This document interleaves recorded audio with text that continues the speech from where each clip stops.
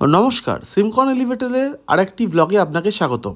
আজকে কিন্তু আমরা লিফট সম্পর্কে কিছু দেখব না বা জানবো না। আজকে আমাদের অফিসে একটা গ্লাস ডোরে একটা ওয়ালপেপার বলতে পারেন বা গ্লাস পেপার বলতে পারেন, সেটা ইনস্টল করব, সেটাই আমরা আজকে দেখব। এই যে দাদা ইনস্টল করছে, ইনি হচ্ছে প্রচার আর্টের দাদা।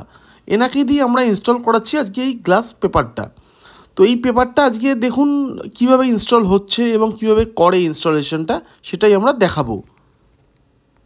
প্রথমত উনি পুরো গ্লাসটাকে আগে শ্যাম্পু জল দিয়ে ভালো করে ওয়াশ করে নিলেন।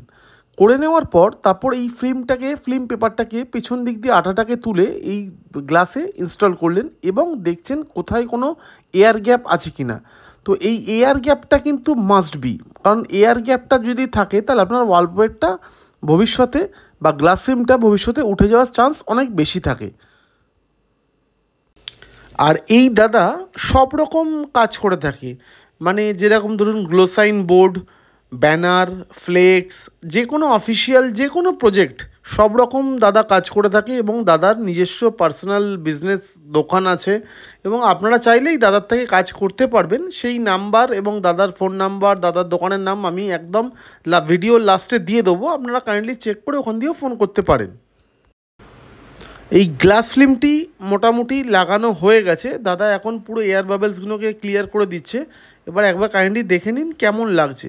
যদি ভালো লাগে তো আপনারাও আপনাদের অফিস, বাড়ি, যে কোনো জায়গার জন্য দাদাকে যে কোনো রকম প্রজেক্টের জন্য অর্ডার দিতে পারেন।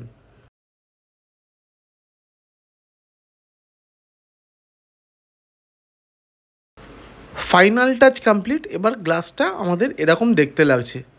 যদি ভালো লেগে থাকে তাহলে ভিডিওটা একটু লাইক করে দেবেন, আর আপনাদের যদি কোনো কাজের দরকার পড়ে এই দাদাকে, প্রচার আর্টকে, তাহলে আপনারা লাস্টে দেওয়া নাম্বারের সঙ্গে যোগাযোগ করে নিতে পারেন। আবারও বলছি, আজকের ভিডিওটা লিফট সম্বন্ধে নয়, তাই ক্ষমা করবেন। ভালো লাগলে একটা লাইক করবেন।